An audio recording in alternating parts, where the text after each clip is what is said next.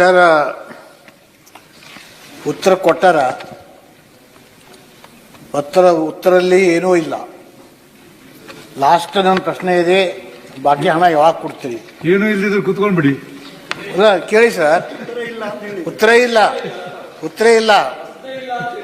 ಪ್ರಶ್ನೆ ಇದೆ, ಬಾಕಿ ಹಣ ಯಾವಾಗ ಕೊಡ್ತೀರಿ ಅಂತ ಹೇಳಿದ್ರ ನಂತರ ಕೊಡ್ತೀವಿ. ನಂತರ ಯಾವಾಗ? ನಂತರ ಯಾವುದು ಪ್ರಶ್ನೆ ಉತ್ತರ ಇಲ್ಲ.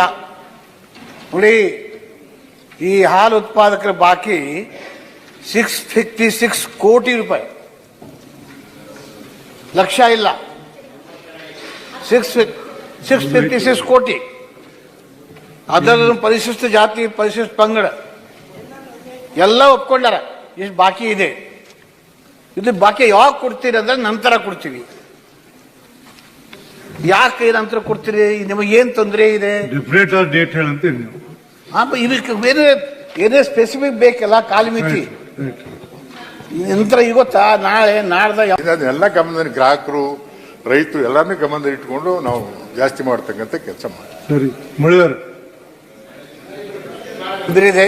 ಸಭಾಪತಿಗಳೇ, ನಾನು ಯಾವುದೇ ಕಾಂಟ್ರಾಕ್ಟರ್ ಬಿಲ್ ಕೇಳ್ತಾ ಇಲ್ಲ. ಇದು ಹಾಲು ಉತ್ಪಾದನೆ ಮಾಡೋ ಮಹಿಳೆ ಪ್ರಶ್ನೆ. 90% ಮಹಿಳಾ ಇಲ್ಲಿ ಹಾಲು ಉತ್ಪಾದನೆ ಮಾಡ್ತಾರ. ನಾವು ಮಹಿಳಾ ಸಬಲೀಕರಣ ಮಾತಾಡ್ತೀವಿ. ನಾನು ನಿನ್ನೆ ರಾಜ್ಯಪಾಲ ಭಾಷಣ ಕೇಳಿದೀವಿ. ನಮ್ಮ ಆರ್ಥಿಕ ಪರಿಸ್ಥಿತಿ ಬಹಳ ಒಳ್ಳೆ ಇದೆ.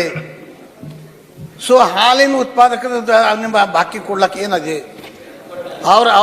ಅವರ ಮಹಿಳಾ ಸಬಲೀಕರಣ, ಅವ್ರ ಹಾಲು ಉತ್ಪಾದನೆ ಮಾಡಿ ಅವ್ರ ಸಬಲೀಕರಣ ಆಗಿದೆ. ಮತ್ತೆ ಅವ್ರಿಗೆ ಅವಲ ಮಾಡ್ಬೇಕಂತೀರಾ? ಅವ್ರ ದುಡ್ಡು ಕೊಡಲ್ದೆ ಮತ್ತು ಉಲ್ಟಾ ಇದು ಏನು ಸರ್? ಇದಕ್ಕೆ ಯಾಕೆ ಅನುದಾನ ಬೇಕು? ಇದಕ್ಕೆ ಯಾಕೆ ಚರ್ಚೆ ಬೇಕು?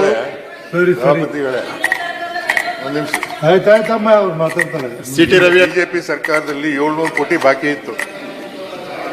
ನಮ್ಮ ಸರ್ಕಾರ, ನಿಮ್ಮ ಸರ್ಕಾರ ಇಲ್ಲ ಸರ್. ಮಹಿಳೆ ಬಗ್ಗೆ ಮಾತಾಡ್ತಾ ಇದ್ದೀವಿ.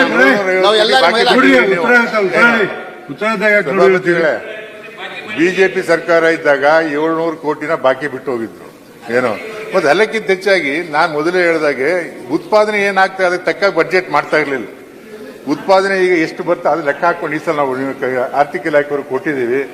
ಉತ್ಪಾದನೆ ಎಷ್ಟಾಗ್ತದೆ ಈಗ ನೋಡಿ, 80 ಈಗ 23-24ರಲ್ಲಿ 80 ಲಕ್ಷ ಇದ್ರೆ ಈ 24-25ರಲ್ಲಿ 95 ಲಕ್ಷ ಲೀಟರ್ಗೆ ಹೋಗಿದೆ. ಈಗ ಒಂದು ಹಂತದಲ್ಲಿ 1 ಕೋಟಿ ದಾಟಿದೀವಿ ನಾವು. ಒಂದು ತಿಂಗಳಲ್ಲಿ 1 ಕೋಟಿ ಲೀಟರ್, 1 ಲಕ್ಷ ಕೋಟಿ ಲೀಟರ್, 1 ಕೋಟಿ ದಾಟಿದೀವಿ ನಾವು. ಹೀಗಾಗಿ ಅದು ವ್ಯತ್ಯಾಸ ಆಗ್ತಾ ಇದೆ. ಅದರಿಂದ ಅದು ಶೀಘ್ರದಲ್ಲಿ ಕೊಡ್ತಕ್ಕಂಥ ಕೆಲಸ ಮಾಡ್ತೀವಿ. ಸತೀಶ್